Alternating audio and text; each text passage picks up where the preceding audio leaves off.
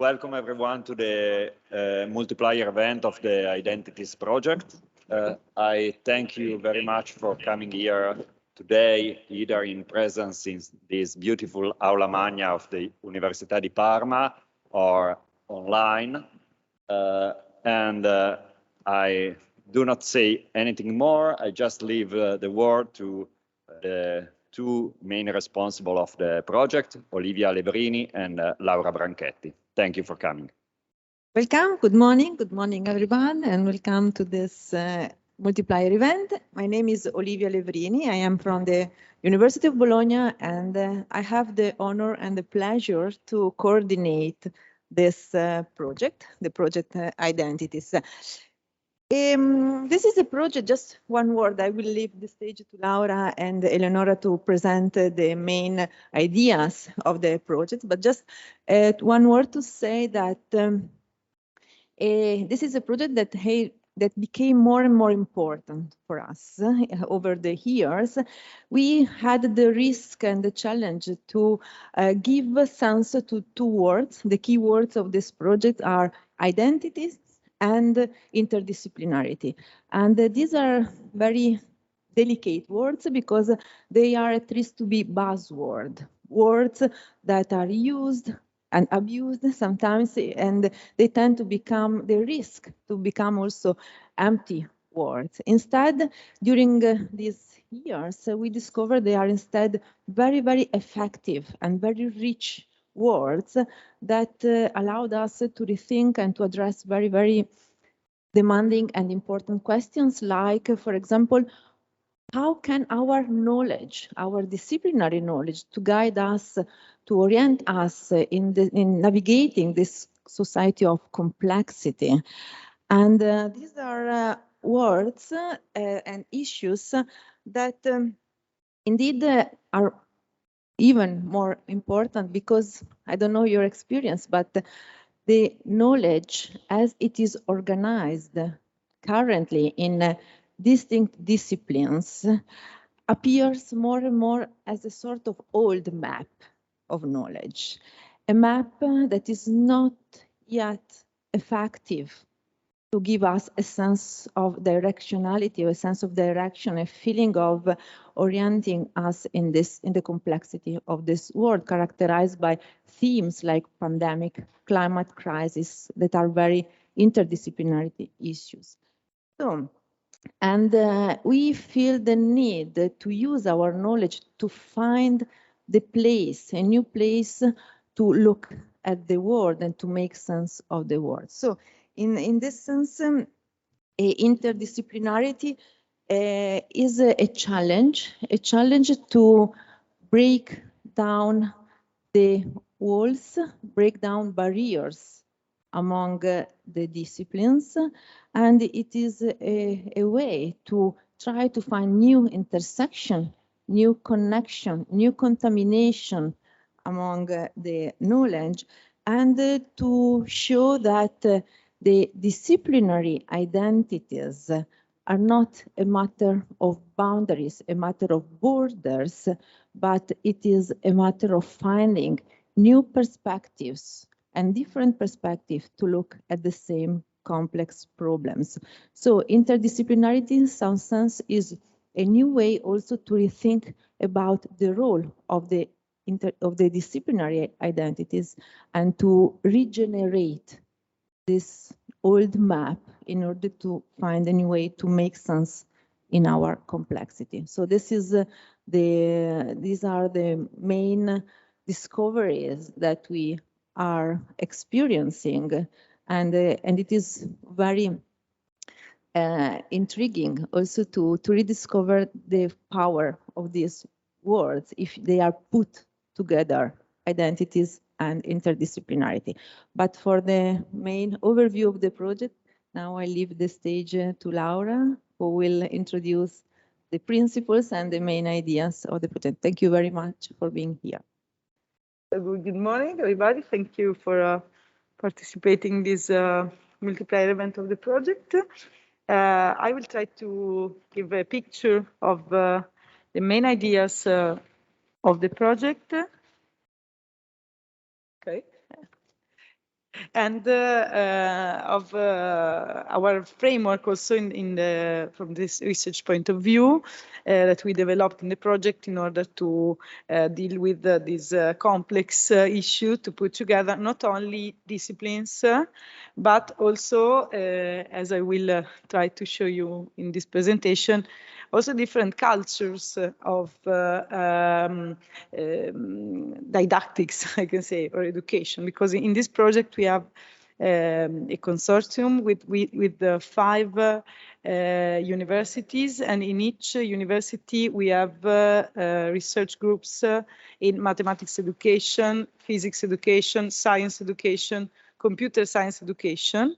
So the dialogue that we are trying to develop in our project is very helpful also to understand what are our boundaries and how the different communities addressed the issue of teaching and learning disciplines and interdisciplinarity. And we have also in the project that we have Veronica here with us, involved experts in linguistics. So we have another boundary to cross because we consider the epistemological aspect and linguistic aspects very important to deal with interdisciplinarity.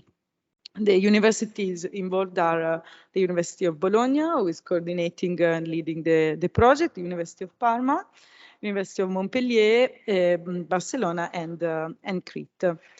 This is a project for higher education. So we are addressing in particular the issue of training prospective teachers in the university context. So we are not in general addressing the maybe more complex issue of teacher training of in-service teachers, because in schools, as Olivia said before, the tradition is even stronger. There are communities of teachers in mathematics, in physics, computer science, and there are even more barriers than the ones we met in our project. The focus is on higher education, and in particular on the prospective teacher education with the students that have different disciplinary backgrounds. So also in our summer school, but in our local context, we addressed the issue of involving students with a background in mathematics, other students with a background in physics and computer science in shared practices, discussing and also putting their own identities or disciplinary identities on the table and starting discussing with the others.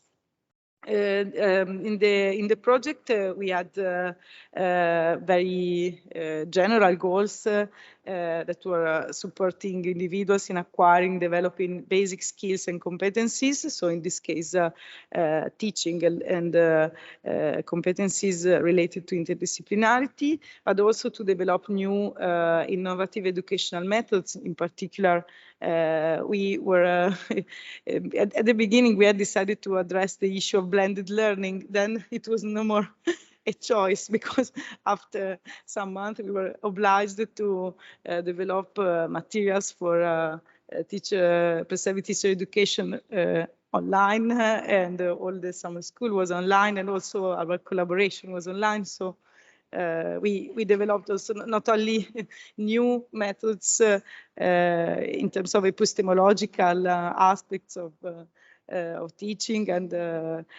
but also new methods trying to manage this complexity of working at distance. And so the skill mismatch that we had decided to address was even bigger, and we were obliged to promote a lot of innovation in our project because of this pandemic. We decided to address the point of prospective teacher education as a key action of the problem, because we realized that maybe starting from in-service teachers was difficult, but also that students with the background in the bachelor, for instance, in mathematics, physics, or computer science, in their master courses are oriented to teaching, and what is the interdisciplinary aspect of knowledge is not easy that they meet this kind of interdisciplinarity, because in the bachelor, students are more exposed to the tradition of the discipline. So they have to know the basic knowledge of mathematics and also advanced knowledge in mathematics or physics or computer science. We know that interdisciplinarity is not something new in the university, because a lot of research is developed in an interdisciplinary way, and also in the collaboration between the university and all the labor market. Interdisciplinarity is something very, very important. Every team work with different competencies, but this is something that is sometimes invisible to students who decide from the very beginning to become teachers. So also this issue of interdisciplinarity that comes from outside is sometimes perceived as very artificial, because one can think, but why should I address this complex issue of interdisciplinarity when at school we have mathematics, physics, science, maybe we have some intersections, but this is not so important. This is a big effort, but they never see when really interdisciplinarity becomes important. So we decided to address both curricular aspects of interdisciplinarity, but also some STEM advanced interdisciplinary issues that emerge in nanotechnologies, climate change, cryptography, in order to show to prospective teacher cases where really to address the issues from an interdisciplinary point of view becomes something that we cannot decide to avoid, but very, very important. Another scheme that we had in mind at the beginning was this one. We decided to address both curricular and emergent STEM topics, but with the goal not only to teach these contents, because the goals of our modules were not to make the prospective teachers experts in nanotechnologies, experts in cryptography, but the main goal of our modules was to develop what we named interdisciplinary skills, that at the beginning we had an idea of what an interdisciplinary skill could be, but this was something that had to emerge from the project. So what do we need to really be effective in collaborating in interdisciplinary contexts? We need creativity, we need flexibility, that are very general terms, but also we need to go inside the discipline and to understand what is really meaningful, what is different in one discipline and in another discipline. And so in the project, this was the main challenge. We had to adapt these interdisciplinary topics to develop interdisciplinary skills, both from the epistemic point of view and a more general point of view, with people who were not expert in these fields, and for the time that we had, could not become experts. So to find a mid-level, to exploit the interdisciplinarity in advanced topics or curricular topics, but trying to move to another level that was a kind of meta level. I talked about teaching modules, and I anticipated a bit this point. We are developing teaching modules on STEM topics and curricular interdisciplinary topics, but we are also developing more general guidelines to design this kind of modules, trying to understand what are the key aspects, what can be the secrets or the ingredients that makes an activity a good activity from the interdisciplinary point of view that can really develop this kind of interdisciplinary skills. So we are trying also to carry on in the project a meta-reflection to try to provide something more than our examples, but kind of principles to design activities. Also these open educational resources for blended modules, but at the end we have only blended resources, and also some recommendation for policymakers to promote interdisciplinarity and innovate prospective teacher education. This is something very common in European projects. We try not only to develop materials, but we try to inform policymakers in order to try to identify key actions to change something that is very traditional. When we in our project, we started from the question of what is interdisciplinarity, but and in the beginning we started from mathematics and physics. So the first challenge we met, also because of our identities, was to understand what could be the important aspects of interdisciplinarity between mathematics and physics. Then we enlarged this to computer science.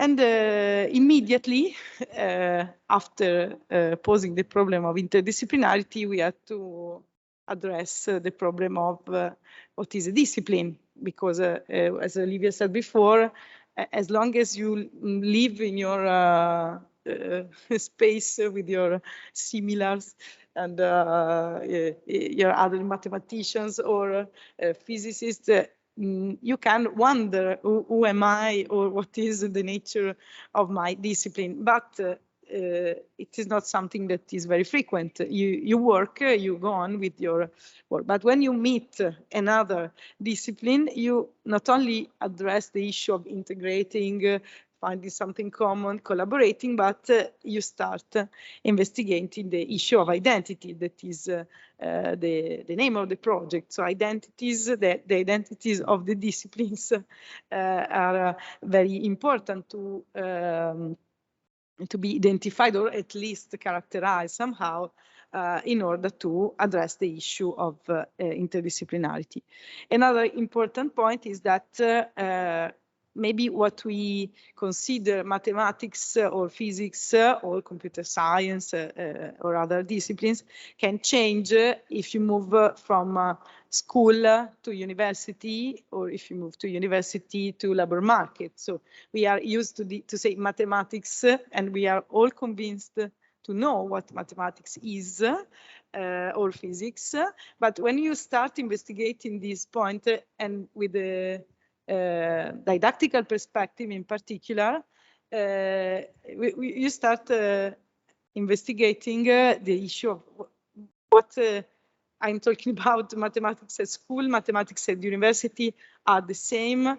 Interdisciplinary issues that can emerge at school are the same that can emerge at university or in labor market. So we had also to characterize from the anthropological and social point of view the disciplines in order to understand what we were really talking about.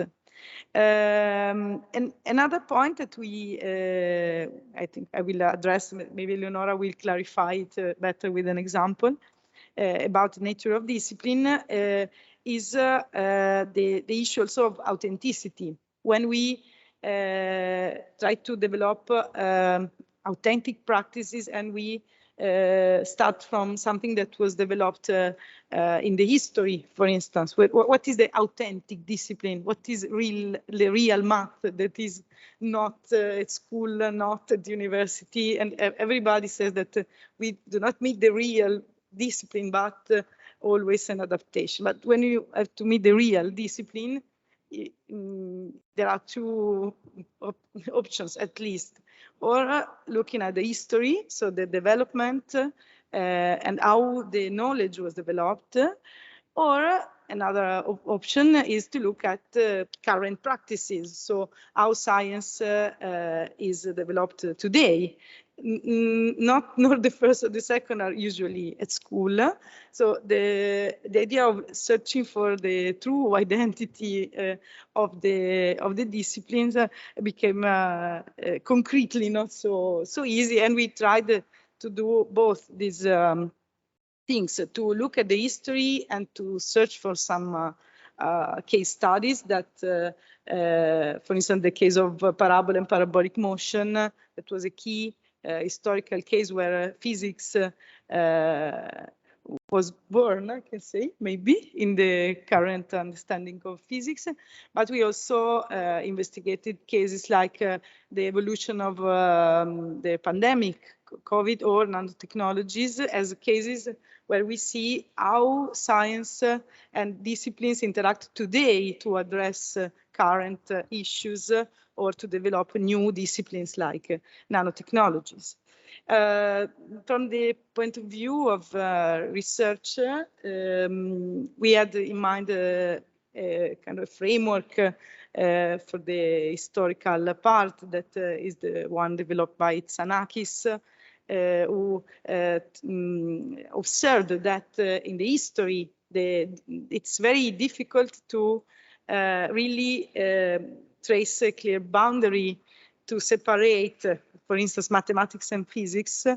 But if we look at the way the knowledge evolves, not disciplines, but knowledge, there is a strong co-evolution. So in the history, we see a strong dialogue between the disciplines, and it's not so easy to understand if, for instance, some ideas, the main case that is always used as an example is the calculus that was developed at the boundary between geometry and physics, but there are a lot of other cases. And we see that there are strong interactions, so we could wonder also how the boundary was built later. Because if the knowledge is so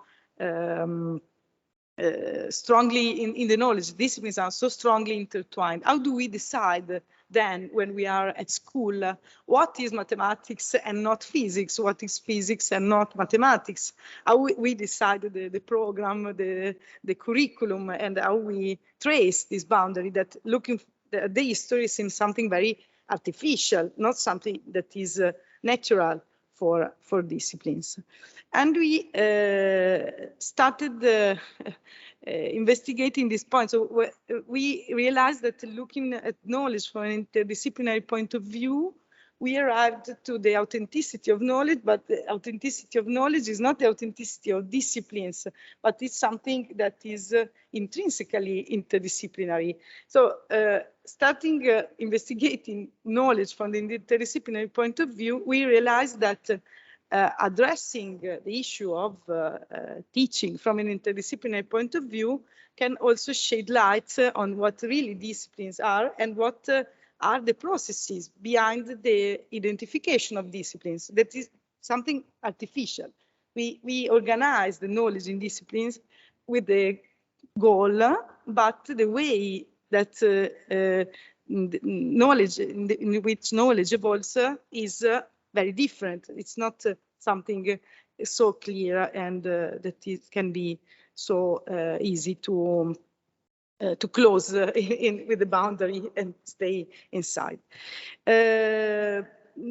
So we have on one side interdisciplinarity that sometimes is confused with the other words like multidisciplinarity, transdisciplinarity. So, but in all the cases, we have the challenge to go beyond the current organization, very rigid organization in disciplines. But investigating the nature of disciplines or knowledge, we realize that also the other perspective can be dangerous from some point of view, because we can say if knowledge developed in a very complicated way, so it's not easy to find boundaries in the history.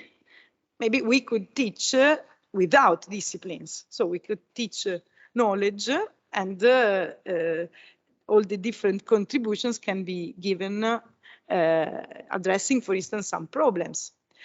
Well, also this perspective that we called adisciplinarity is something that is not very easy to imagine, because we could imagine at school. Could you imagine a school without disciplines? Could you imagine that every hour, every activity has no labels, that you have no experts in mathematics, no experts in physics, no experts in linguistics, and so on? So we need experts on one side, so we need this idea of expertise, so discipline, but also we need to open up the discourse and include different perspectives. So we try to develop this dialogue. We didn't decide to abandon disciplines or to work in a very disciplinary way, but we decided to develop in our modules this tension that is always active. We never solve this tension, but we, in some aspects of some phases, have the goal to clarify what disciplines are and what can characterize the disciplines, and also the boundaries. In other phases, we cross these boundaries. We try to understand what is really interdisciplinary collaboration, abandoning a comfort zone and meeting another point of view. So we try to respect disciplines, but also activate a meta level that could allow the participants to our summer school or our implementation to develop kind of meta level that could help them to understand the complexity of this relationship without closing too much the discourse, but also without throwing away all the boundaries that helps to organize things. And this is confirmed also, this perspective, also not only from our point of view, but also there is, for instance, this sentence that we found in a report of the National Academic Committees on Facilitating Interdisciplinary Research, where it is stressed that we have to develop a collaboration that goes beyond the scope of a single discipline, but interdisciplinarity needs disciplines. So we need to develop expertise, but also to go beyond. To go on also with this characterization of disciplines, we investigated, for instance, the nature of the term discipline, and to understand why we decided to build these boundaries and reorganize knowledge in this way. We realized that a stronger effort to reorganize knowledge is made usually to teach. So when we have to teach, we reorganize knowledge and we develop some forms of organization of knowledge, but also we identify some methods, some skills that are typical of a disciplinary perspective. So some ways to address problem solving, some representations, some ways of explaining, arguing, proving. So when we decide to organize, to teach mathematics, we pursue some goals that are not contradictory with physics or we hope we are not contradictory with computer science, physics, and so on, but are peculiar. So the organization, the forms of organization that we name disciplines, also in the history, are strongly linked to the issue of teaching. Also in mathematics, there are many textbooks that became the first, where you meet the first definition of limits or the first definition of real numbers, for instance, are in textbooks, because when you have to teach something, you clarify also the what are the foundations, what are your axioms, what are your definitions, what do you want to consider as a criterion to validate the procedure. So there is a strong link between the term discipline and the term discere, so teaching. In our project, the issue is that students are taught in a way that is oriented in disciplines, and that when they have to become new teachers, we know that there is this strong issue to address that Klein named the second transition or second discontinuity. The first is from school to university. The second discontinuity is from university to school. So even if university students can meet advanced versions of the disciplines, and we can involve them in interdisciplinary activities showing the articulation of knowledge and different ways to address the teaching in an interdisciplinary way, a challenge is to convince prospective teachers, and I see a lot of prospective teachers here, to rethink not the discipline at the university level, but to rethink their idea of what is a mathematics teacher or a physics teacher at school, because as Klein showed, when master students go to school to become teachers, very often they seem to forget completely what they had learned at university, and they start repeating the same dynamics or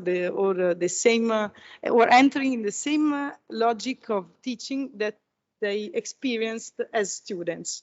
So the big challenge is to involve deeply the prospective teachers and the students in a discourse that can help them also to recognize these ideas.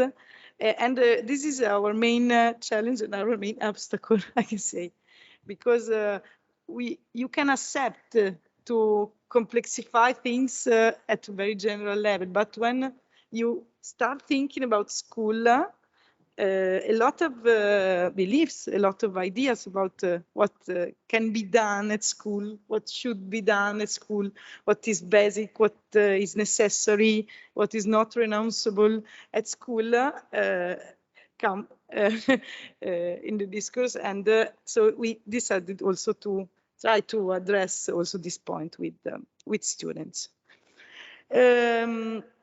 This is something that I already said, so I think we can. I can go on. In the project, we had to co-designing these activities and addressing also this issue of teacher education and the traditions in math education, physics education, and so on. We tried also from the methodological point of view to consider different approaches, and also to value different research traditions. And also we tried with a big effort to co-design activities. So the modules are a result of a co-design of people from different disciplines, but also from different universities, because in Italy, in France, in Greece, in Spain, we also some differences from the cultural point of view in the research tradition, and also in the communities in mathematics, physics, and computer science education. And the model of teaching that is implicit in all our modules is the one of co-teaching. Co-teaching means that we do not develop as it is usually done at school modules that only one teacher, only one voice can propose, but we tried to respect this idea of different identities, and to develop a model with different people with different expertise contributing to the module. So we have phases where you can hear the voice of math, you can really hear the voice of physics, and then some activities that encourage to go on. This is something very challenging if we think about school. Of course, we are trying to also to address this point of how can we support co-teaching or this idea of co-teaching also with blended materials that we are developing. So the main points of the approach are the role of discipline, two types of interdisciplinarity, and as I anticipated, there are three main aspects that we considered as a framework. I can say some principles and tools that we used to design and develop our activities. The first is the taxonomy of interdisciplinarity developed by Thomson Klein and colleagues, where we realized that not only discipline is something that have more meanings or should be understood deeply in its meaning, but also interdisciplinarity can mean many things. There are different forms of interdisciplinarity and different also degrees of integration when you work in an interdisciplinary way. The second framework that we use that is very useful for us is the boundary object and boundary crossing mechanism framework developed by Ackermann and Bakker that we integrated also with another framework that is the family resemblance approach. And the third idea that is not something already developed in the literature and we tried to develop in the project is this idea of epistemological and linguistic activators. So this is not something existent, it's something that we are trying to develop in the project, trying to understand what can really work as an activator of this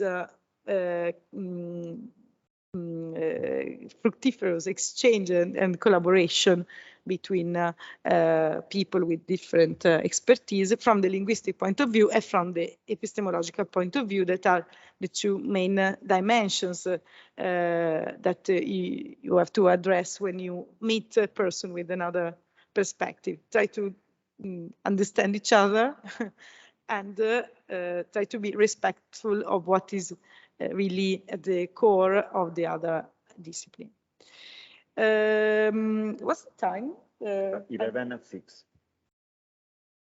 Quanto devo parlare ancora? Tra te e Olivia fino alle 11. Okay, so I have time. I don't want to speak too much because we would also discuss a bit or listen about your comments. And now I go on some 10 minutes or 15 more, and then we maybe discuss a bit. Okay.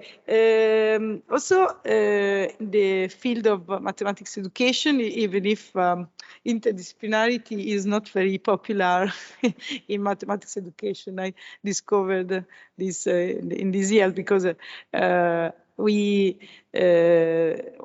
traditions in mathematics education, physics education, science education are maybe even stronger than the disciplinary traditions. So there are ways to address the interdisciplinarity, but that is very often with the internal perspective. So if we look at the way interdisciplinarity is addressed in the mathematics education, for instance, we have usually the point of view of, well, we want to teach mathematics, and what are the other contexts where we can apply mathematics. So usually there is not a strong collaboration between researchers in mathematics education, physics education, computer science education, but we look at the other discipline as something that is not our main topic, and we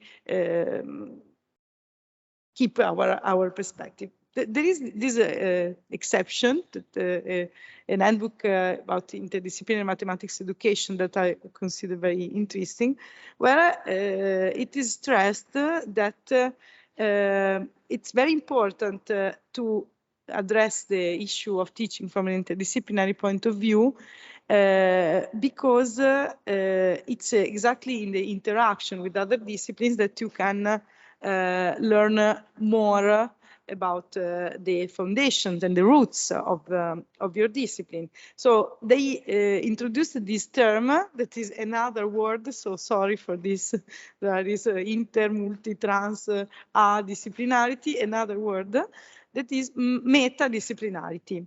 But metadisciplinarity is very close to what we are trying to address in the project, because they say that when we meet other discipline, we become aware of the roots of our discipline and of the epistemic qualities of the discipline become clear, and we have conscious theoretical control. So we become aware of what is our perspective. And there is also this term that I like a lot. They talk about something that is knowingly undisciplined. So to look at least in some cases to knowledge without the perspective of discipline is something that is very helpful to understand what is the disciplinary transformation. So if you see knowledge before disciplinarization, it becomes evident also what is this process of disciplinarization, what choices are made, and when some also values, as I will say in some minutes, it's in the family resemblance approach, the epistemic core of the discipline includes also aims and values. We are not used to talk about values when we talk about knowledge. We think that there's something, some objectivity, of course, in science and mathematics. There is not a contradiction, but objectivity can be pursued also making some choices, but these choices are not very often made explicit. So this idea of undisciplined is something that they consider very useful, and the main reason why they consider important to adopt an interdisciplinary perspective. The first pillar of our framework, that is a taxonomy of Thomson-Klein about interdisciplinarity, clarifies, as I said before, that interdisciplinary perspective can mean many different things. Here there is a very short, very brief excerpt from the handbook about interdisciplinarity that we referred to, and the main different categories or forms of interdisciplinarity that are identified are, well, methodological interdisciplinarity, instrumental interdisciplinarity, theoretical interdisciplinarity, and critical interdisciplinarity. The nuances are very difficult really to separate, because sometimes what is methodological interdisciplinarity can also involve theoretical aspects or instrumental aspects. But there are some different behaviors, some different attitudes towards interdisciplinarity that are behind these approaches. In the first case, you have a method or concept taken from one discipline and applied in another discipline. So you take tools from outside, but that can be also concepts or methods for addressing some problems, borrowing some also theoretical tools from another discipline.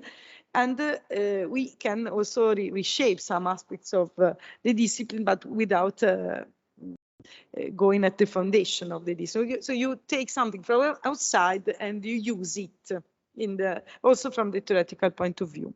The instrumental interdisciplinarity is something a bit different because it involves this idea of using tools from other disciplines, but also to develop new disciplines that are not that are at the boundary between the two disciplines.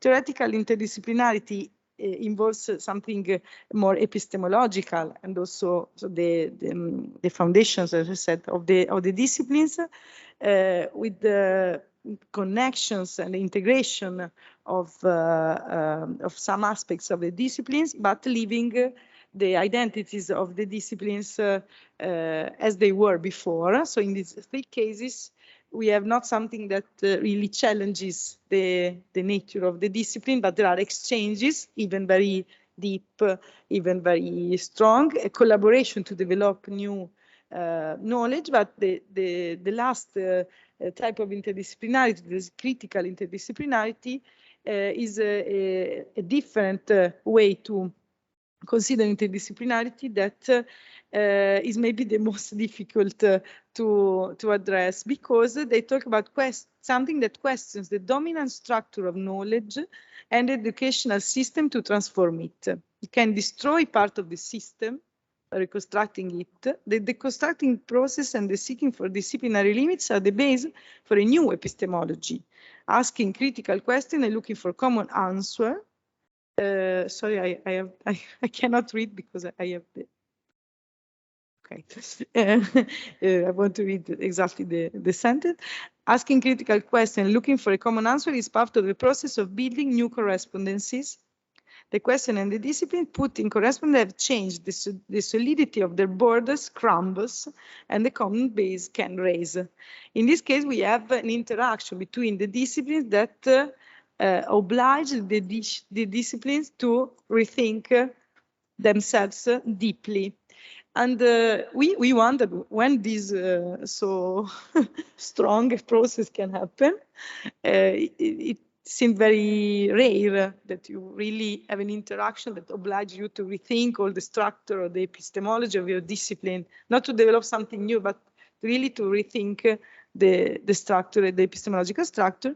But we identify in the very simple, very trivial example of parabolic motion, that is a page in the book of physics, one of these cases, because the investigation of the trajectory of a projectile in the history was something that, as we tried to show in our module about parabola and parabolic motion, changed completely the way the scientist addresses the investigation of motion on the Earth, and that led to the development of physics, where mathematics became really the skeleton of the investigation of the nature on the Earth, something that was completely not acceptable before, not only not known, but not acceptable before.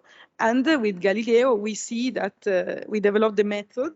So really the scientific method was born exactly to address this problem. And we have a case of critical interdisciplinarity. So we identified in this very simple case, something that everybody studied in 2 days or 3 days, from the historical point of view, an interesting case of critical interdisciplinarity. I mentioned also the family ensembles approach to characterize the disciplines. Well, we moved to the family ensembles approach, the desperate attempt to understand how to characterize disciplines, because now I talked at a very abstract level, and you didn't realize maybe how difficult it can be to answer the question, what is mathematics? What is physics? What is computer science? My students are smiling because they remember a couple of afternoons trying to shape this discourse. And we realized that to do this, we adopt implicitly what Wittgenstein named the definitory perspective. We try to say what is mathematics. We have mathematics, physics, and computer science, for instance. Implicitly, we think that we must characterize mathematics with something that is not physics and is not computer science, for instance. So we say mathematics deals with abstract objects, while physics deals with empirical phenomena. Mathematics is a deductive science, while physics is a science starting from the observation of reality. We implicitly start to build the boundary because we think in this way. So we think creating boundaries the first time. And the same for computer science. But the first project meeting, we went on discussing, and we realized that it was completely not easy to do, because every time we said mathematics deals with abstract objects, physics not. Physics is that we also deal with abstract objects, and computer science, we also do this. So it's not possible to define in the sense of set theory. You give a property and you have some elements inside and some elements outside. The boundaries are not so clear, and the idea of reasoning only in terms of definition and differences does not work. In the family resemblance approach, this is exactly with this problem of characterizing what is science. And the main idea is that we have a kind of family when we have resemblance between different elements of the same family, and we have something in common and something that is idiosyncratic. So the first idea is this one, not to separate only, but also to look for interaction and resemblance. And also in this Frau Will, that is named Will for the structure, as an epistemic core that is at the center, where there are aims and values that I named before of the disciplines, and in general of science. It depends on your perspective, methods and methodological rules, practices and knowledge. So what we are used to consider important for a discipline. But there are also these two rings that shows how important is for also the development and the identification of the epistemic core, the interaction with the social values, social certification, professional activities, and also political structure, financial systems.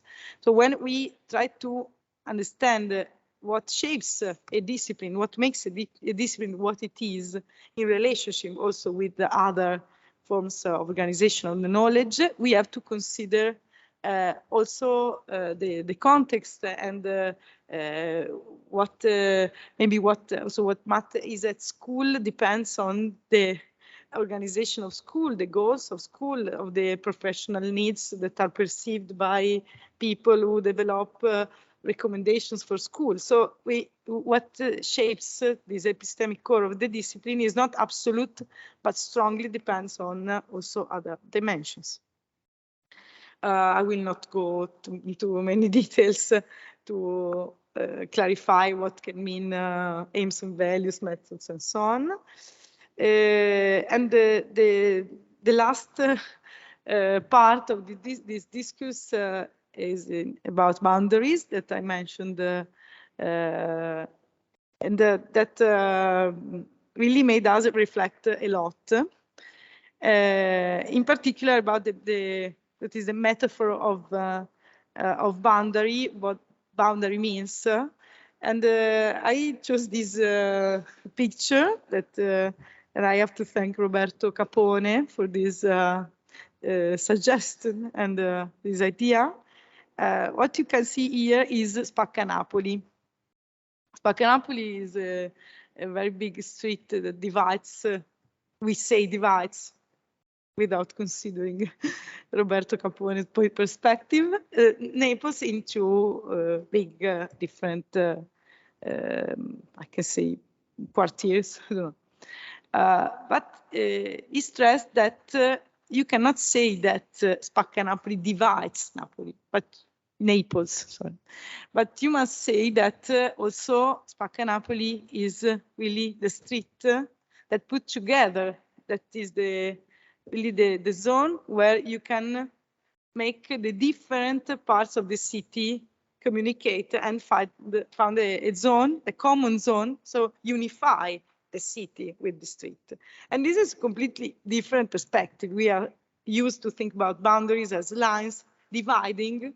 Consider the maps, for instance. Now we have a lot of issues with borders in this period, I think. And we consider borders and boundaries as barriers separating.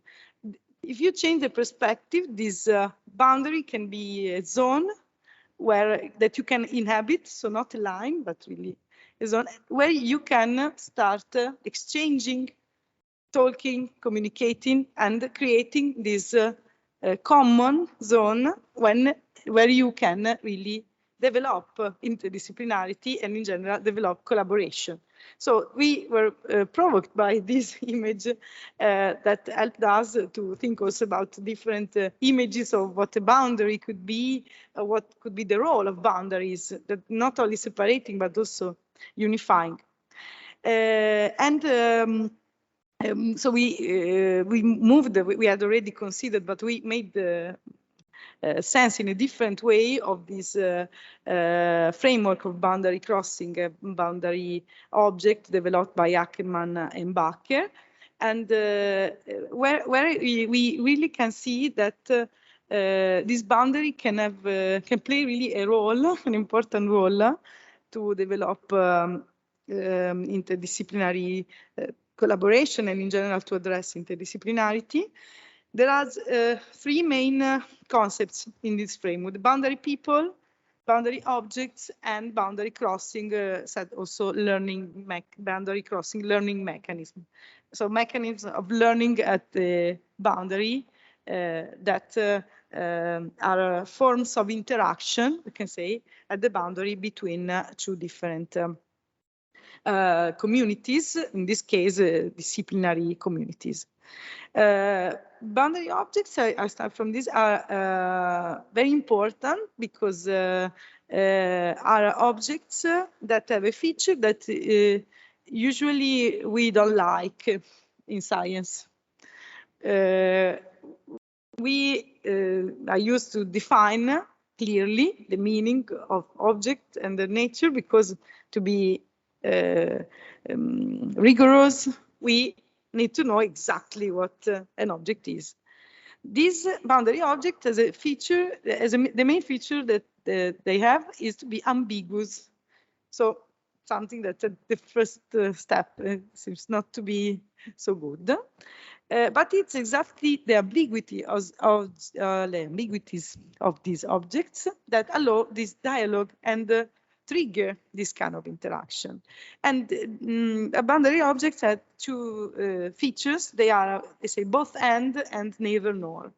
Both and, it means that they belong somehow to both the communities. So if you take, for instance, the notion of line that we use, or the notion of symmetry, or the notion of proof, the first time you say these are, I say these are objects of mathematics, but immediately physicists say, okay, line is also an object that is trajectory, belongs to physics, and also proof, and also, so symmetry is very important in physics. So they belong to both the worlds, but they are not a property of one. So you cannot say they belong only to mathematics and only. So neither nor, they can be moved also beyond the boundary, because they can belong somehow to both the parts of the boundary. And you start from these objects, you start discussing, and there are some different learning mechanisms, different ways to interact. I will not go deeply into these different categories, but I can say that the main mechanisms are identification. So you understand better who you are in relationship with the others, communication and exchange, reflection and explicitation of the personal point of view and identification of the point of view of the others, and also transformation. So this idea of changing, and not only at the level of practices, but changing also at the level of your perception of the of who you are and what is your epistemology. And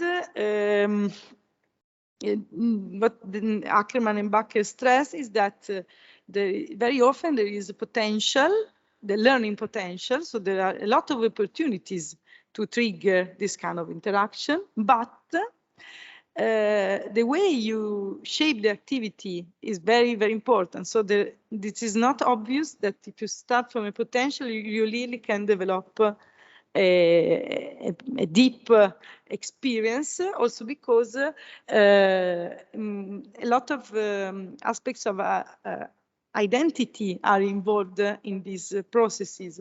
So what we realized in the project is that if you don't take care of the tendency to conserve your own identity, or the fear of abandoning your comfort zone, or the difficulty to be involved in an activity where you are not expert and you have to deal with something new and you're out from your comfort zone, a lot of barriers emerge that are obstacles to develop interdisciplinary activities. So to really make all these learning mechanisms activate and to trigger this activation, you have to consider a lot of aspects and also the identity of these people at the boundary. Okay, so I finished. Thank you for your attention. Good morning, everyone. I am Eleonora Barelli from the University of Bologna, and today I will try to present the overall structure of the of the All Identities module, the common structure, and then I will provide a focus on one of the already implemented modules, which is about the coronavirus evolution.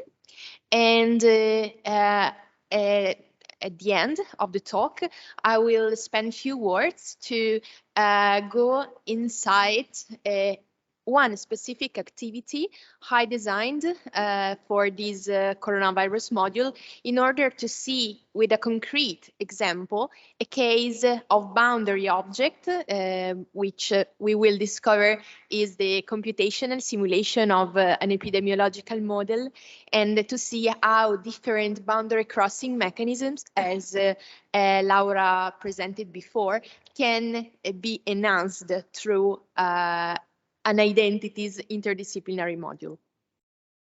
So we have many modules already implemented or in a stage of design. The modules that have already been implemented in more than one context, and also in these four were the modules implemented in the summer school that took place last year online, and involved participants from all over the partnership.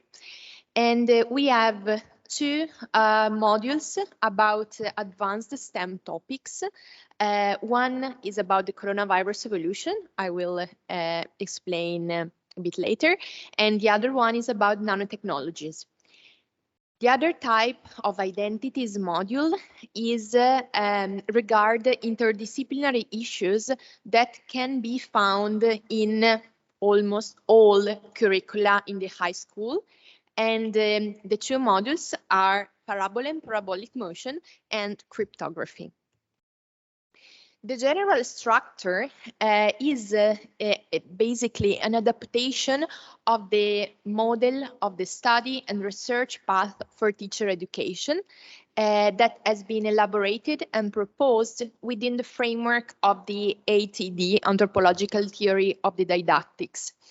The basic idea is that throughout the whole module, the students, in this case, teacher students, because they are teachers in their initial training, are guided through several activities in order to put themselves in different roles, to play as different roles in the learning process. At the beginning, they are explorers of an interdisciplinary stuff. We will say later what this explorer activity could look like. Then they become students of interdisciplinarity and pass to become analyzers of interdisciplinarity. And only at the end, they put themselves into the role of actual teachers as designers of further activities or teaching modules. In previous research, the study and research path for teacher education has been demonstrated that it is a useful tool to raise and to enable teachers to pose some questions about both the epistemological and the didactic issues. It is also a useful tool to transpose something which belongs to the research domain to teaching practices, in some sense bridging the gap that it is usually felt important between the research and the classroom practice, and also help this model the teachers to progress in their critical analysis of the institutions in which they perform and they conduct their work and their future work in this case. So, as I said before, the common structure of the module starts from the first, we call it sub-module, but of course it's the first part of the module, and where the students have the role of interdisciplinary explorers. Here they start, depending on the topics, of course, they start from initial questions that are general, but that from the beginning points the attention of the student teachers toward the interdisciplinary issue at stake. But it's only in the submodule 2 that, after examples of activities I will provide later, that the students will become students of interdisciplinarity. So there is a moment in the modules with different many techniques and didactical strategies also, in which the teacher students learn themselves something about interdisciplinarity, focusing on a specific interdisciplinary example. Sometimes they work in groups, sometimes they can be attending a lecture from an expert, for example. As I said, the methodologies and the didactic choices are rather free, so that also, as Laura said before, all the research traditions and approaches can find their home in this module and their own degree of freedom. In the submodule 3, after having explored the issue of interdisciplinarity, after having studied something very concrete about interdisciplinarity, now it's the time for the teacher students to become analysts. And so in some sense, they reflect on the experience throughout the module and try to analyze from the perspective of interdisciplinarity the things that happened throughout the modules and the activities they had explored and studied. Only after these phases, the teacher students can immerse themselves into the thinking and into the design, the collective design of some activities, new activities, or also they are now in the position to look from a new perspective to existing materials or proposal for high school in the light of all the path they have done.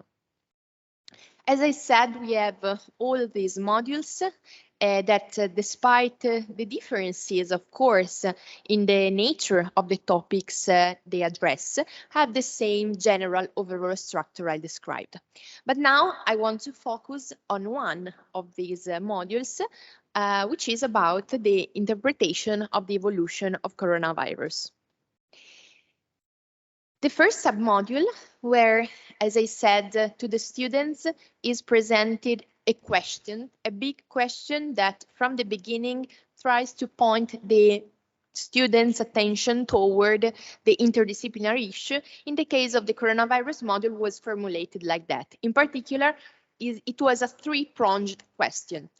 In the first part, we asked to the students, we posed to the students in front of the challenge of how STEM disciplines interacted to investigate the evolution of COVID-19 and what answers have been given and how have their advances spread to society. Another question was the role of each disciplines to analyze interdisciplinarity related to the evolution of COVID-19 and how these interdisciplinary practices raised, known, and explored in the case of the coronavirus emergency and of the pandemic can be transposed and disseminated into secondary schools. Of course, these are very big questions that only hopefully at the end of the module, but not necessarily they are closed-end question. We do not expect that the students can, in the end, reach a precise answer to these questions. But of course, they are questions that in the beginning can activate students' reflection to focus on some issues, in particular, in this case, on the interdisciplinary one. What did we do practically, concretely in our module? We proposed to the teacher students an activity of reading some selected news that were published in newspapers or in online magazines that regarded the scientific contributions to the understanding of the COVID-19 evolution. These selected pieces of news spanned in a period of time from the March of 2020 to June 2021, and of course covered different issues from different perspectives. And we asked the students, each student had one piece of news to comment, to read and to comment, being guided by this that we call the first guide for interdisciplinary analysis. In particular, they had these questions. So, which are the main questions that the research community has been addressing, basing, of course, on the pieces of news you read? Which disciplines can you identify in the news? Which tools and disciplinary knowledge can be detected? And which specific terminology it is used in the news, and how, and to which disciplinary field does it belong? The students put their answers to these questions in a shared board. In this case, it was a Miro board. And we developed a sort of collective discussion on the answers they provide in order to share to everyone the contents of each of the news selected, but with the perspective of the questions we posed to them. So with this question that helped to focus on the issue we were interested in. And in particular, it was interesting to see how the different teacher students focused, for example, about the questions addressed in the news on very different kinds of questions, from the issues that covered like issues of quantity So how many questions, how many infected people do we have, how many vaccination strategies can we count, for example, or we can have questions that address issues of description, for example, or issues of explanation. So why questions, why does the infection occur, for example, and what to do questions that relate not only to the fact, to the scientific fact necessarily, but of course involve also the societal and political dimension. And from the very beginning, we wanted to point students' attention on a variety of key tools and keywords that were the pillars in some sense of the debate in the initial phases of the pandemic, which can be interpreted as boundary, in some sense, terms, boundary themes. Because if we think about data, if we think about models, if we think about scenarios, all of these are present and are words that activate and that sound something like belonging to a discipline, to a disciplinary domain, but of course can also be looked from an interdisciplinary perspective. I will argue about that in the second part of my presentation. After this first part of exploration of the interdisciplinary issue, we passed to the second submodule where the students had to become themselves students of interdisciplinarity. Here the students were divided in 3 groups.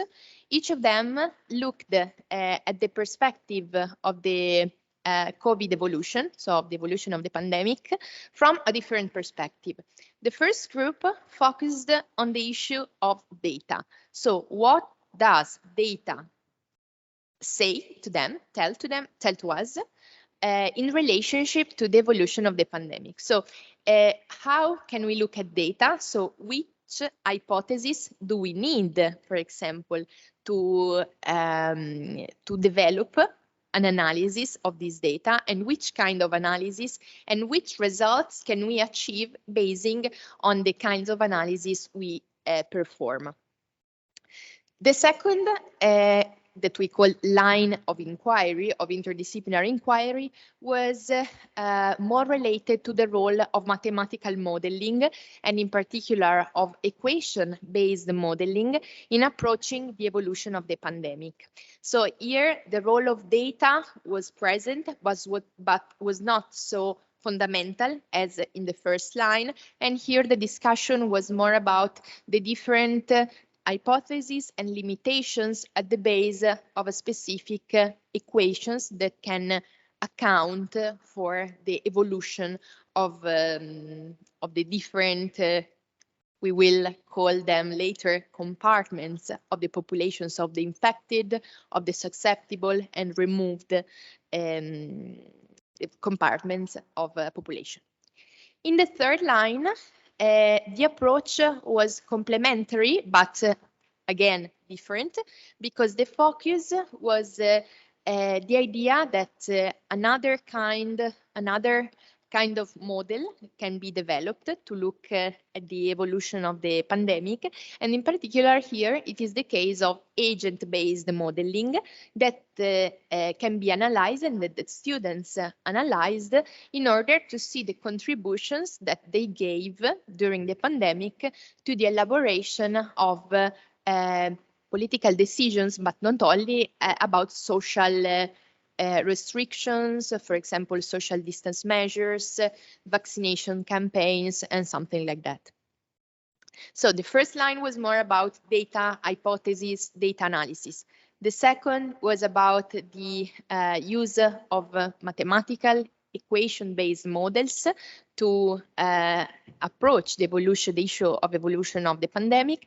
The third was more about the interpretation and analysis of agent-based simulations to reach scenarios that were used to make decisions on, in the case of the pandemic, on social restrictions. Then it was the time for the students to reread, reinterpret their previous analysis during the 3 separate lines of inquiry to become interdisciplinary analysts. So here we have a first activity that we proposed to them that was about elaborating the so-called questions and answers map. So they had to reread their activities to meta-reflect on the activities they carried out, trying to understand the questions that they started from, and then the different other more specific questions that raised during their analysis and the answers that they obtained. And here we observe that from very complicated structures that the students identified, we understood together with the students that these maps, these Q&A maps, can be important tools to detect intersections among the different experiences the students performed in the groups, because students were able to see, okay, so now I worked on equation-based models, but basically I've addressed some specific questions that also other students with other activities and other forms of modeling, for example, addressed. And so they were able to find connections between different types of activity. And consequently, they were able also to find boundary questions that relate to different forms of approaches to the pandemic, not necessarily to disciplines in this form, but at this stage, they recognized, the students were guided to recognize the contamination that exists among different types of models and approaches to the pandemic, as the different lines contributed to highlight. So now I want to focus, something which I don't said before, but I will make explicit later, is that after this elaboration of the question and answer map, we propose to the students some questions, I will explain later, to make them reflect on possible cases of boundary objects in the sense that Laura presented, and boundary crossing mechanisms they experienced throughout the module, but I will come back to this in a while. So now I want to make a step further, because I want to focus on an example of boundary object that can be identified within the issue of COVID-19 evolution, which I say, and I want to argue, is the issue of epidemiological model and simulation.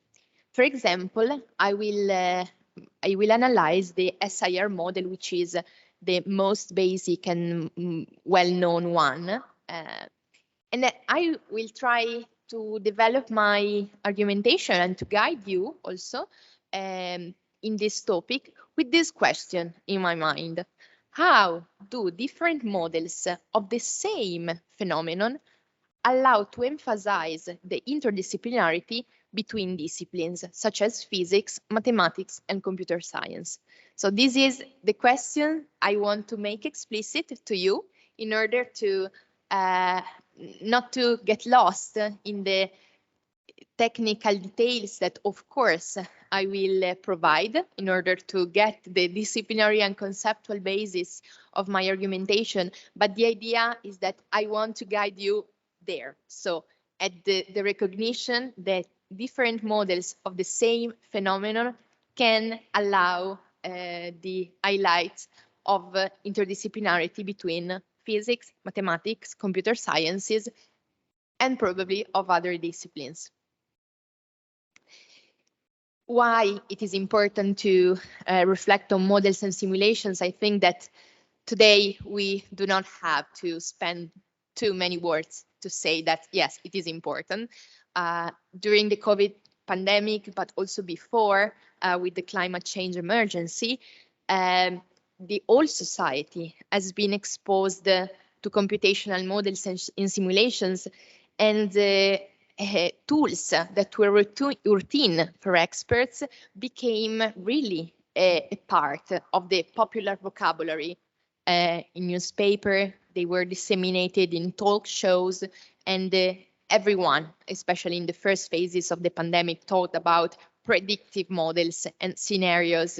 And during the news at the television, we were exposed to this vocabulary as never before. But let's try to distinguish between two main kinds of models that can be used and on which I will develop my analysis. The first type of models is equation-based models. In this case, we have equations, usually differential equations, that describe the evolution of a system. When we solve these equations, we can decide which method to use. We can do it on paper, with pen and paper. We normally do that with computers. We will see it in a while. But solving these equations, we can derive the future states of the system. And the important thing is that the way in which the system is modeled, in the case of equation-based simulations, is usually macroscopic. So the system is modeled at a global level. From a macroscopic perspective, we are interested in the changes of size of something. In this case will be a population of people, but we can have other examples. Okay, we are interested in the evolution in size of something. On the other side, we have agent-based models. Here, we do not have equations that describe the time evolution of a system, but we have rules that are assigned to agents that are the minimum components of the model, and the individual agents following the rules we assign to them are made evolve in order to reach something, a global evolution, which was not encoded in some equation at the beginning, but that emerge as a result of the time application and the step-by-step application of the rules I said. And here, one of the main distinctions from the equation-based case is the fact that the system is modeled at a microscopic level by definition, because here we have the agents, which are the minimum components of the module. Each of them interact with each other or with their neighbor or with whom we decide they will interact basing on some local rules. So looking at these pictures, we can have a sense of the difference between the two approaches.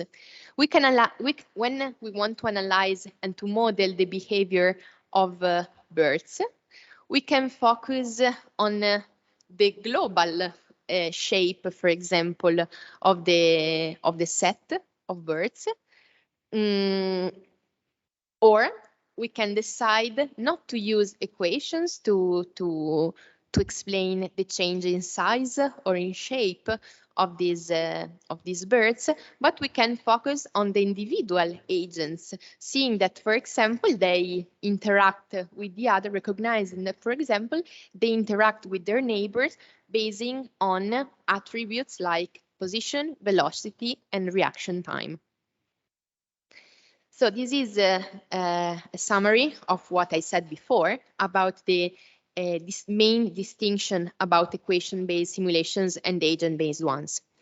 We have a difference in the relationship between the systems levels, because as we said, equation-based models starts from above. So we have a macroscopic description of the system, while from agent-based simulations, we start from a local description, from a microscopic perspective, and eventually we do macroscopic measures, but this is not encoded in the rules and in the basics of the simulation. We have different probabilistic characters from the equation-based and the agent-based models. Typically, the equation-based models are deterministic because, as I said, we have the equation, we can solve them, and from the present, the numerical methods allow us to extract and to derive any possible future state of the system in a univocal and predetermined way, basing, of course, on the initial conditions. While in the agent-based models, we have the presence, as we will see, of elements of stochasticity and of nonlinearity of the interactions, which makes the results of the simulation basically probabilistic. And we also have different elements of discretizations in the equation-based and agent-based models. Typically and very easily, we could say that the equation-based models are continuous while agent-based models are discrete. We said it before. We, in the equation-based model, are interested in changes in size of the population, while in the agent-based model, we are focusing on the single individual that constitute the system. But I will be more precise with the example on the SIR model. The SIR model, so. It was the first model, epidemiological mathematical model, developed at the beginning of last century. And the basic idea is to study the spread of a disease in a population by dividing this population into compartments. Compartments are three, SIR, from here the name of SIR model. The S is the compartments of susceptible individuals. So they are the healthy ones that can contract in the future the disease, but at the current time we call them healthy, so susceptible. Then we have the infectious, so the people that have the disease and can hence infect others. And then we have the removed individuals, which are all the individuals which are not susceptible nor infectious. So people who have been recovered from the disease or who have died. Of course, we can, several models have started from this basic idea of the SIR model and improve, adding compartments, adding, for example, the distinction between people who are immune and people who are dead. That can be, of course, a sensible distinction, but the basic idea remains the one I presented now. The authors, Kermack and McKendrick, in 1927, described the temporal evolution of these three compartments with this set of differential equations. We have three equations that account for the changes in size to the temporal variation of the sizes of the susceptible, infectious, and removed compartments over time. And we notice that, for example, we have the decrease of the susceptible population, because the susceptible population can only decrease because they are the healthy individuals who have not contracted the disease. So no one enters the susceptible compartment, only people leave it. And the velocity of decrease of this compartment is determined by this beta term, which is the rate of infection. And we find again this beta term in the second equation, because as people leave the susceptible compartment, they enter the infectious one, of course. But the infectious one consists of people who enters the compartment because they become ill, but of course it decreases also when people start to recover from the disease, which is this minus term we find here that depends from the rate of recovery or death, of course, so the rate of removal from the other compartments. And again, of course, people who leave the compartment of infectious enter the compartment of removed, as we can find the similarity of these terms. What I have presented to you now, you can find in also graphically in this representation. So we see that we have a transition from compartments of people. Okay. We have a model which is already expressed as a system of differential equations. And because of that, it's very easy to simulate this model from an equation with an equation-based approach to simulation. We can numerically integrate the system of equations. I will not dive in too many details on that, but of course you are free to ask at the end of the presentation. I use, for example, a function of Python to do this, to make the computer solve for me this equation, and I can obtain the evolution, the curves of evolution that account for the evolution of the three compartments. I can also say, okay, I do not trust so much these automatic methods, so I want to have more control on this form of integration.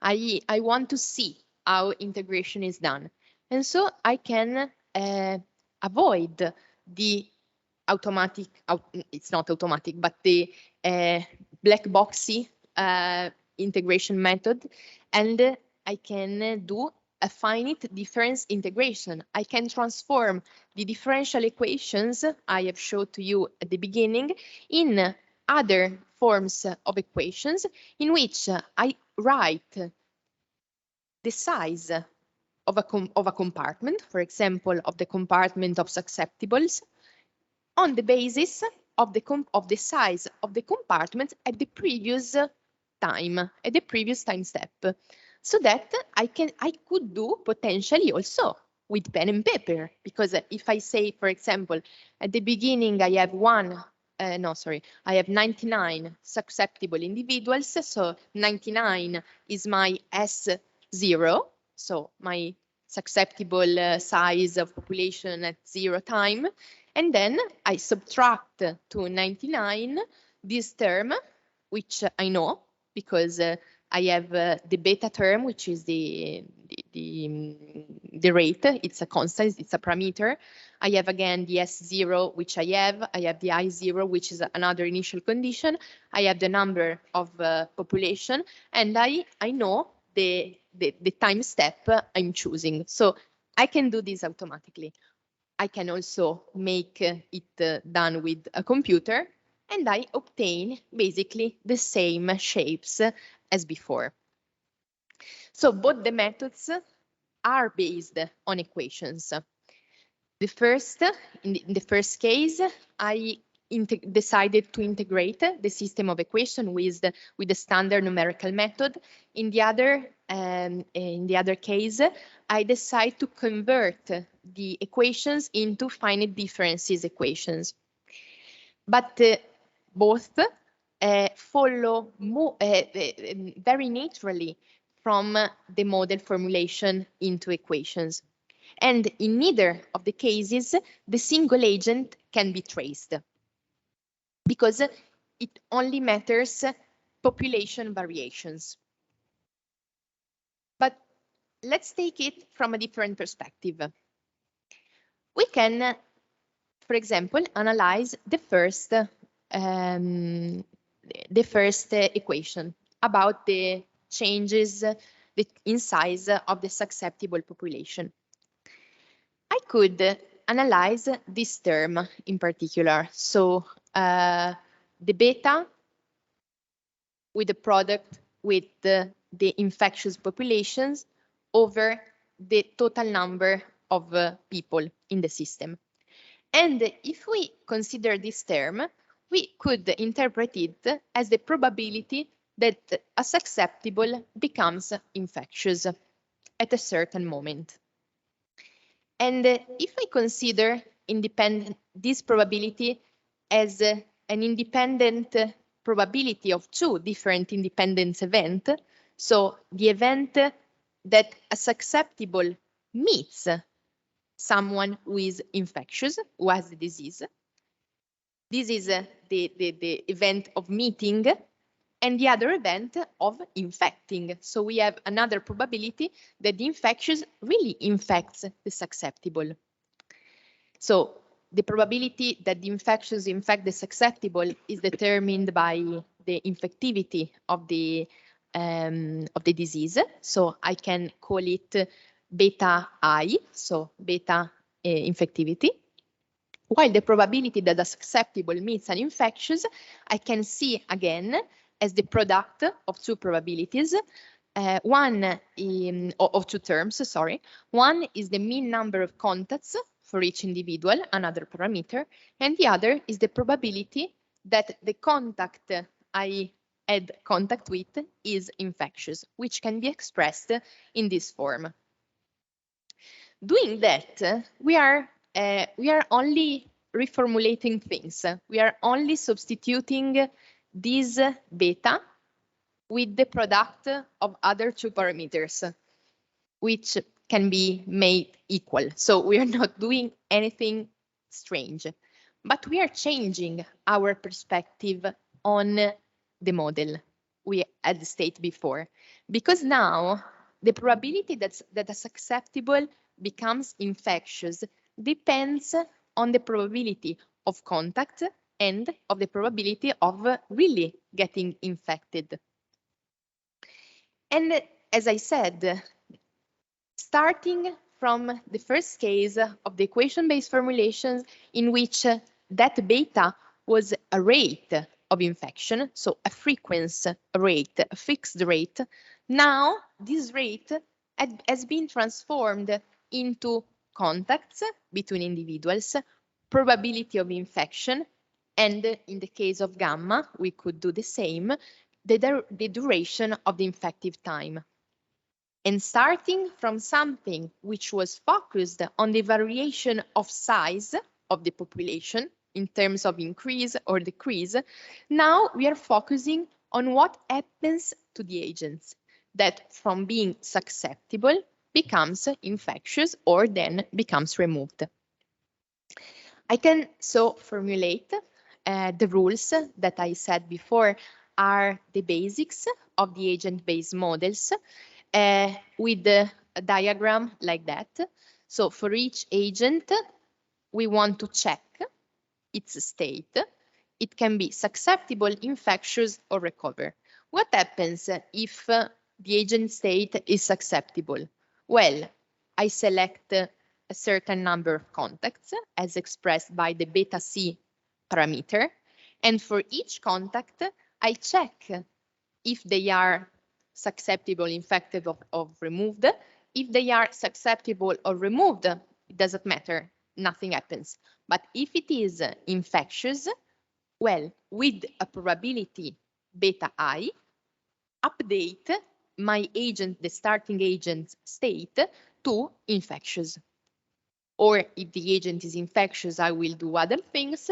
If the agent is removed, I will do nothing, basically, because it's removed and it cannot contract the disease. The difference, of course, is that now the results can only be interpreted as average results, because each run of the simulation will produce a different evolution of the system. The average is comparable with what we observed before, but the individual run of the simulation changes. So we can compare, in the light of their simulations, we can compare the two methods, equation and agent-based ones. The results, as I said, are similar, but not equivalent, because the agent-based model produces different results each time it is executed, while this is not the case of equation-based ones. And the equation-based methods contains information about the probability, but this probability appears only in the form of frequencies, of rates of change that are parameterized in the model as constraints. While the agent-based model genuinely includes the stochasticity of the system in its formulation and allows to go beyond the determinism of differential equations. We see that in the rules we have in at least two crucial parts this presence of stochasticity when we select randomly the contacts of an individual and when there is a probability of updating the agent state to I. If we start from an equation-based perspective, we have a size of a population which decreases of a fixed determined time steps depending on this rate of infection. Now, every time I have a contact with an infectious individual, it's like throwing a dice.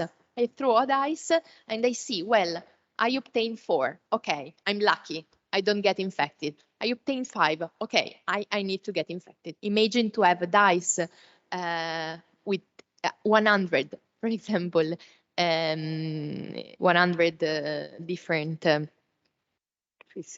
faces, and I will obtain this characterization on percentages of probabilities the same.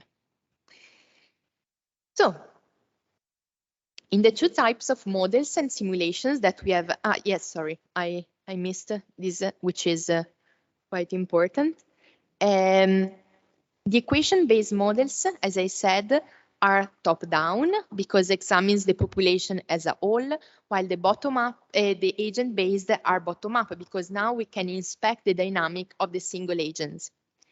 As I said, from the point of view of probability, we have probability interpreted as constant rates in the case of equation-based models, and given probability at each iteration for the case of agent-based, and we have different elements of discretization, both in the case of equation and of agent-based models.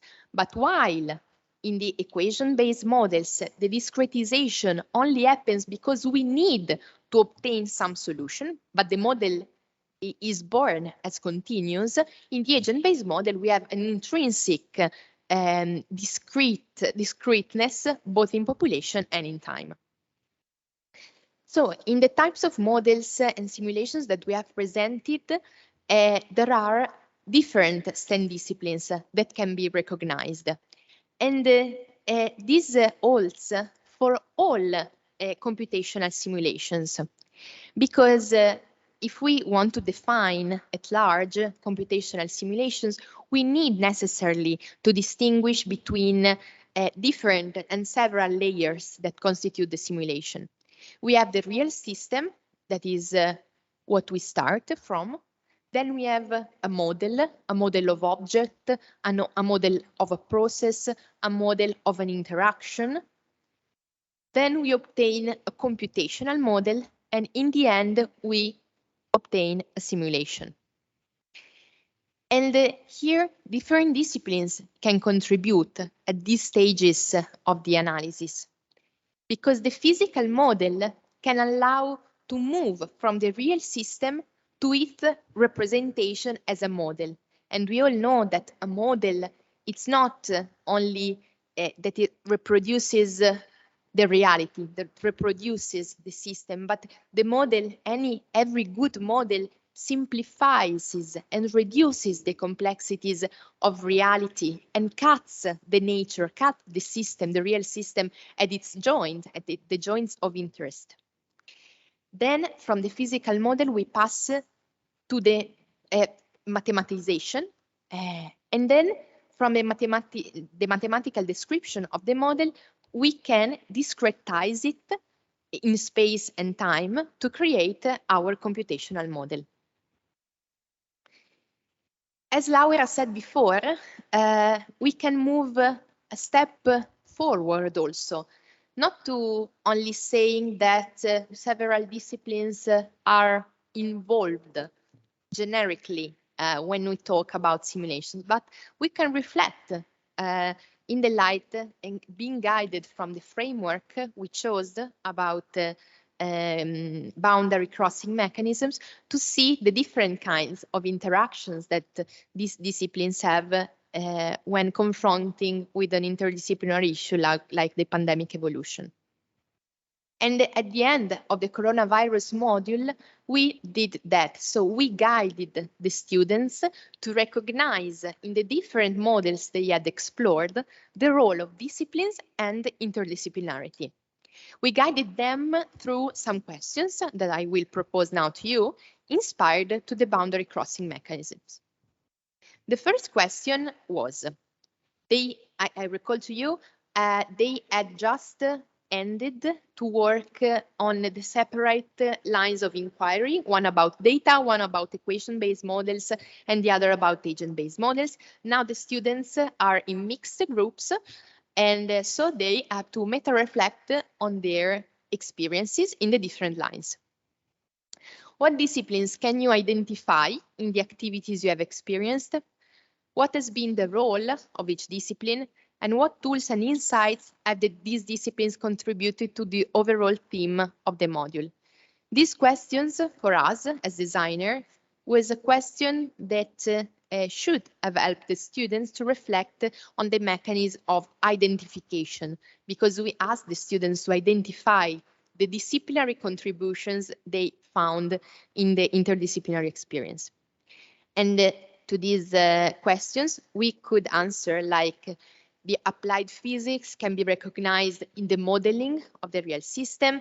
The mathematics can be helpful and is needed for the writing and interpretation of differential equations and the transition to the discrete version, while computer science is important to write the code and implement the mathematical modeling.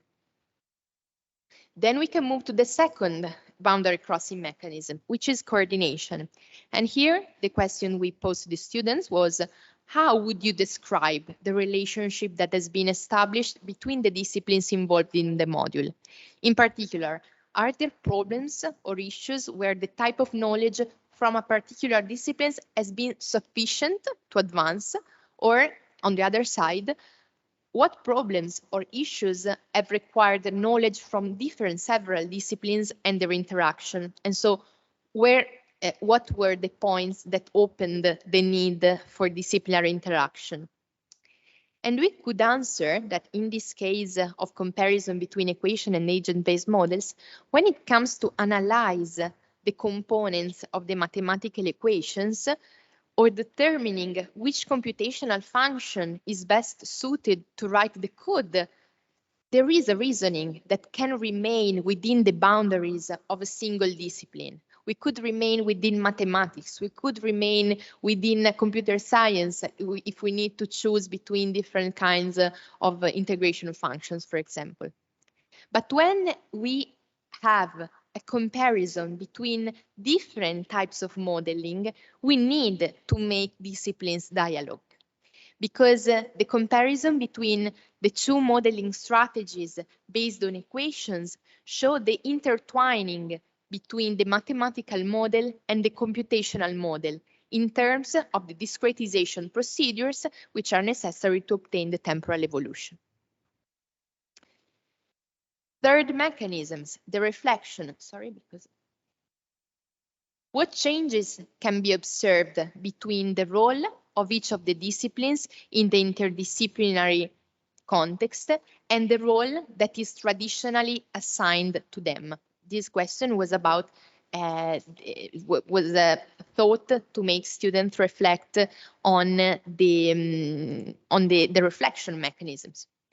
And here we we want to emphasize the importance of comparison between approaches, because comparing the different approaches to simulations can be a way to view the disciplines in a less stereotypical way. Because when we talk about equation-based and agent-based models, we always have a sort of temptation to reason about them in a dichotomic way, not for their features, for their conceptual features, but for the disciplines they point to. Because it is very common to read and to think that equation-based methods are mathematical and agent-based models are physical or are computational. This is something which is quite common, but it's not so true, because this dichotomy simplifies a distinction which exists, but it's not on the kind of disciplines on which these models are based. Because we can see it from the conceptual point of view. We can see it, for example, basing on the analysis of how probability is embedded in both the kinds of models. We could not say that probability is computational in the case of agent-based model, while probability is mathematical in the case of equation-based model. Probability is a concept which appears differently in both methods. And for example, mathematics can help a lot with the different formulations and different theories of probability to conceptualize, again, the difference between the approaches. And facing this type of comparison, of confrontation in teaching also allows to enrich a discourse and not flatten the discourse on dichotomic sentences or beliefs or things which are very easy but not so true in the end. And the final question was about transformation. So what new knowledge and new interdisciplinary practices have been established thanks to the interaction between disciplines on this topic. And here we can say that the epidemiological model, thanks to the comparison between the approaches, becomes a real boundary object. The modeling practice itself can be interpreted as an interdisciplinary practice, and in particular, agent-based models can be considered boundary object because they can be also, many researchers say that because of their less mathematical formality and formalism than equation-based models, they are usually the basis for comparison and for collaboration between experts from very different disciplines, allowing in the practice, in the scientific practice, not only in the school science, but in the scientific practice, allowing for a genuine exchange of skills. So we can argue that simulations of epidemiological model in this case, but in general, can be useful in teaching and in interdisciplinary teaching because they allow to address societally relevant problems. They highlight important epistemological debates based on a specific problem. They help developing important skills and recognized as important of society. And as we showed now, they allow to enhance a real form of interdisciplinarity between different STEM disciplines. I thank you for the attention.